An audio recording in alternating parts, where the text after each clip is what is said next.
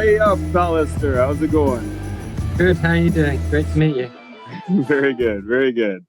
Well, welcome everyone. Bienvenue tout le monde from the United States and Canada, and even one joining us from China today. Huan to this grand day and a very special interview with Alistair Brownlee, one of the most accomplished triathletes in history.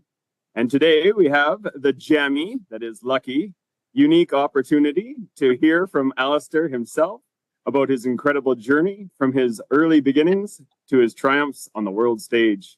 Alistair is a two-time Olympic gold medalist. I'll say that again, two-time Olympic gold medalist, having secured top spot in the triathlon at both the London 2012 and Rio 2016 Olympic Games.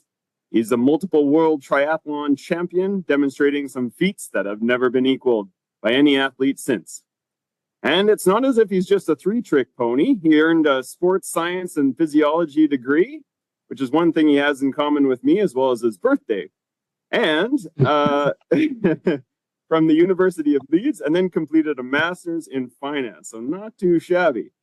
Alistair's dedication to the sport and his relentless pursuit of excellence have made him a true legend in the world of triathlon. He is forever remembered in sports history for giving up on a potential gold medal in order to help his brother Jonny, who was severely dehydrated and experiencing a medical emergency only 500 meters from the finish line, by literally carrying him and bringing him across the finish line. And I was thinking about that yesterday, and we see all sorts of sports highlights and sports victories, but moments like a brother helping another brother, that's a snapshot of what it means to be an inspiring human.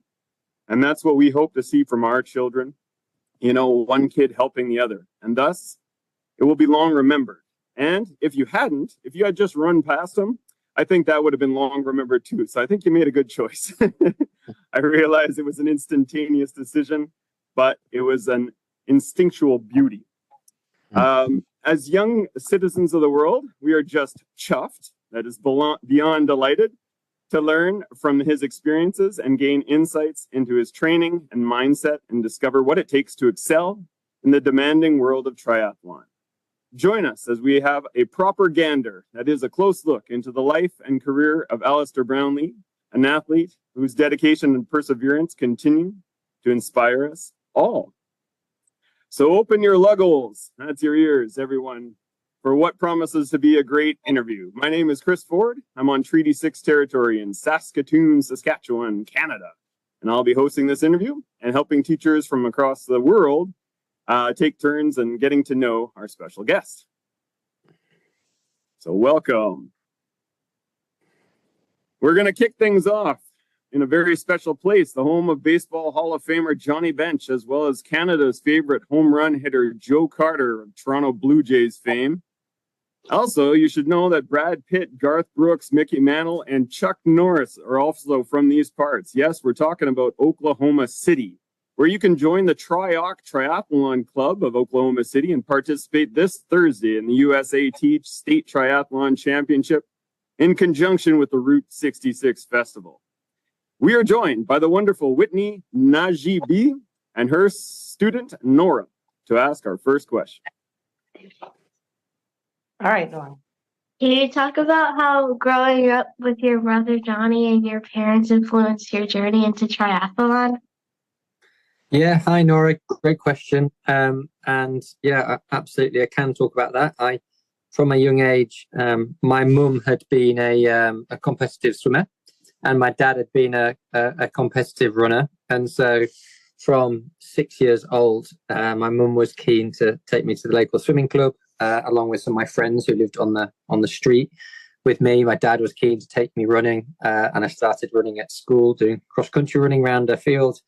And then, yeah, that was it. I was an active child with my brother Jonny, who was only 2 years younger than me. And I think my parents were keen to find ways for us to expend our energy, but also keep us busy and, do things with two young boys. And of course, we were competitive. We'd be competitive at everything, whether we were playing a board game or playing a sport in the garden or whatever it might be.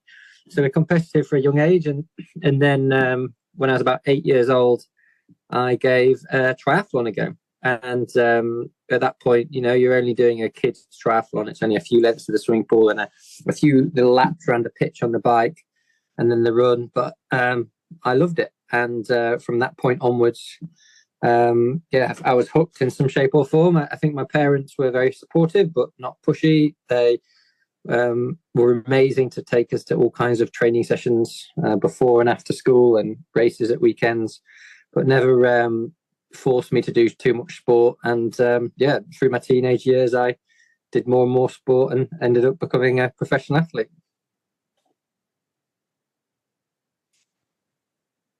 Thank you. Pleasure. Thank you.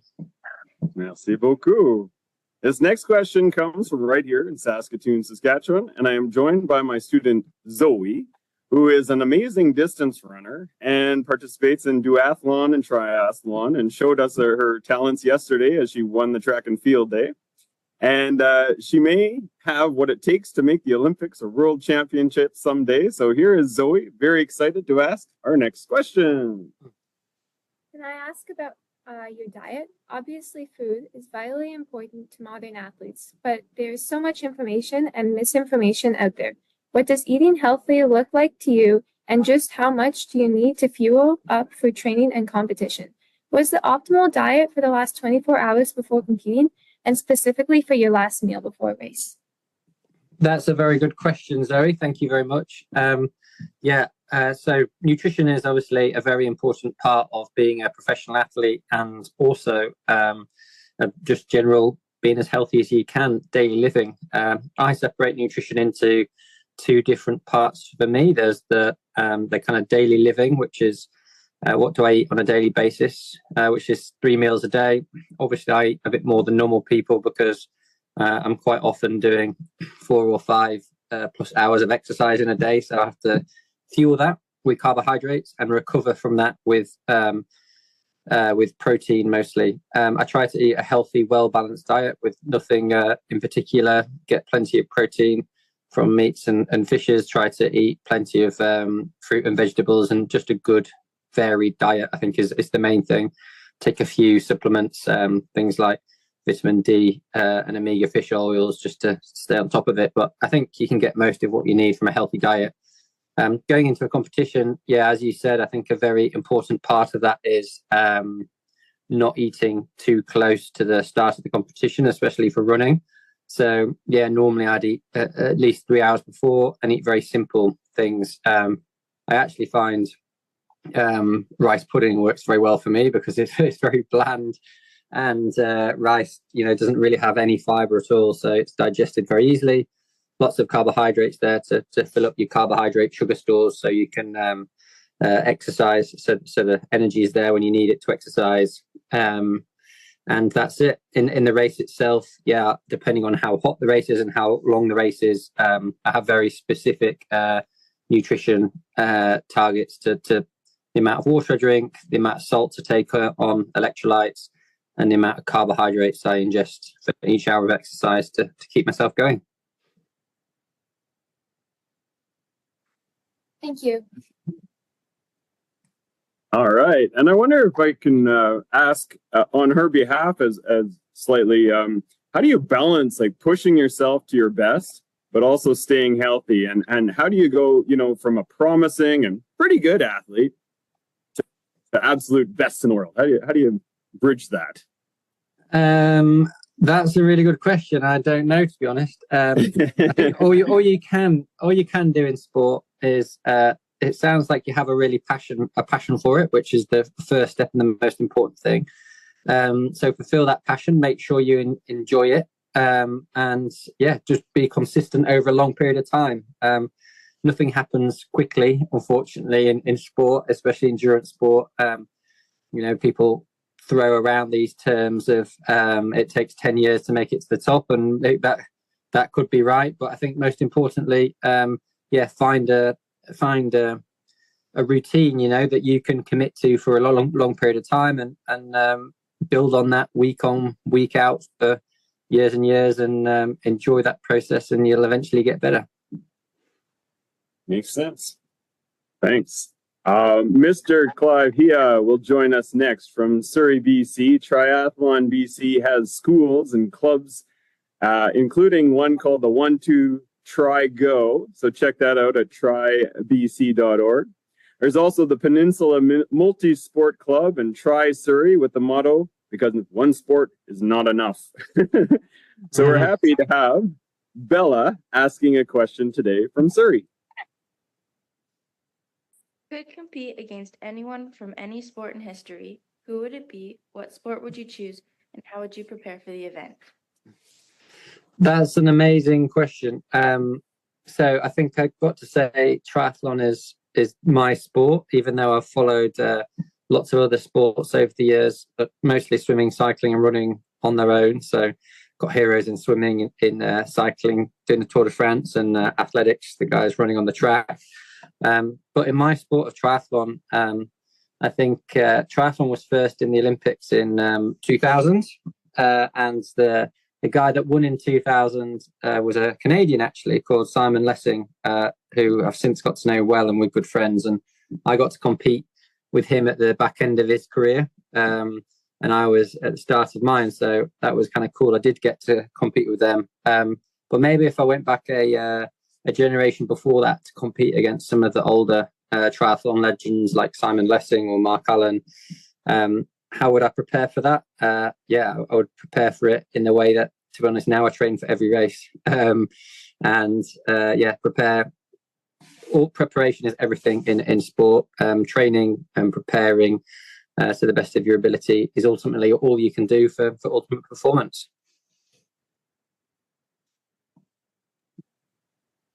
Makes good sense. So, 现在在中国大连 Nice 有一个问题. We have a question from northeastern China, not very far from North Korea, where it is 11:30 p.m. and Nice has stayed up in the city of Dalian with the next question. Can you share a story of a very significant challenge in your career and how did you overcome it? Okay, a professional athlete's career has constant challenges, constant up and downs, and so that this is a really good question. And of course, you have great highs in your career, winning races, the Olympic Games. Obviously, they make you feel amazing, and then literally days later, you can have big lows and big challenges. So yeah, so for me, the biggest challenges I've faced, I'd say, are injuries. When I've broken something or snapped a tendon or had a broken bone, I've overcome those, firstly by making sure you find out what's wrong, so seeking out medical expertise to find exactly what's wrong, getting that diagnosis.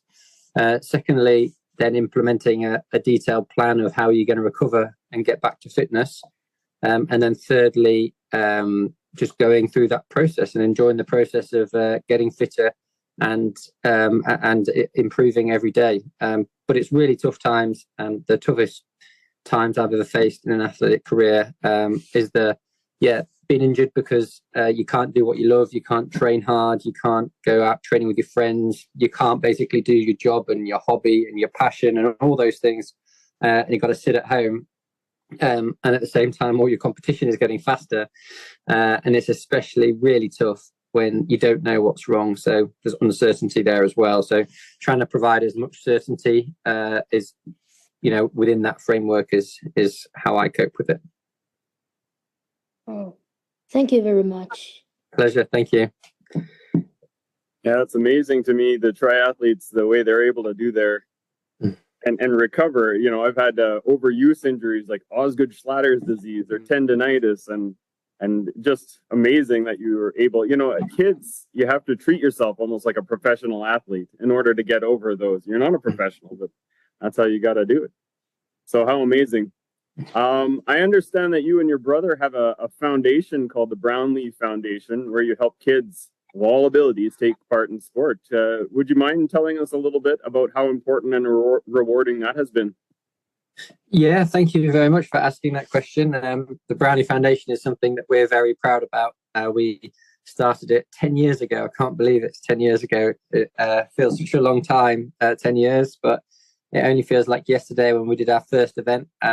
Jonny and I, it was the home Olympics in London, and both of us were inspired by the Olympic Games coming to London. It got announced when we were both at school. I was only 17 at the time, and Jonny was 15, and it had a massive inspirational effect on us. So then standing on the podium that day in London had a massive impact on our lives, both personally and people knowing who we were, and getting a lot of requests from schools and people, clubs, athletic clubs, sporting clubs, everything to come in and to speak and try to be inspirational. And we realized we couldn't go to every school and club in the country, but we had a massive privilege that we could help people do more sport, and an obligation to do that. So we thought the best thing to do would be to start this foundation to try and take that to as many young people as we possibly can. Anyway, since then, we've put on 66 events now over the last 10 years. We do events for our events. Normally have around about 1,000 young people come and do mostly their first ever triathlon. So just in the last week, actually, we had 5 events, mostly local to me in different locations around Yorkshire, all with 1,000 or more young people doing a triathlon.